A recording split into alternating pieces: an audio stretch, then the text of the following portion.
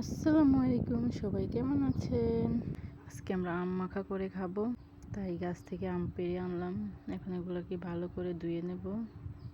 এই তো ধোয়া শেষ, এখন এগুলো কাটার পালা। দেখুন কিভাবে আমরা এগুলো কেটে নিচ্ছি। এবার পিস পিস করে, এটা কিন্তু আলাদা করছি না, মানে এটার মধ্যেই রেখে দিচ্ছি। পরে এটার ভিতরে মরিচের গুঁড়া, তারপর হচ্ছে যারা মিষ্টি খেতে চান তারা চিনিও দিতে পারেন। আমি আবার টকে তো খেতে পারি না, তাই চিনি দিয়েছি। চিনি, লবণ, তারপর মরিচ, এগুলো একসাথে মিশিয়ে এখন আমগুলির ভিতরে দেব। এই যে দেখুন কীভাবে দেওয়া হচ্ছে। প্লিজ, এটা আমার নতুন পেজ, সবাই সাপোর্ট করবেন, ফলো করে পাশে থাকবেন। পাশে থাকলে ইনশাল্লাহ পাশে পাবেন।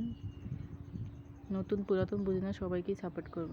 এই যে এখন দেখেন মাখা হয়ে গেছে। এখন এগুলো একটা কাপড়ের মধ্যে নিব, এই যে এভাবে বাইরেব।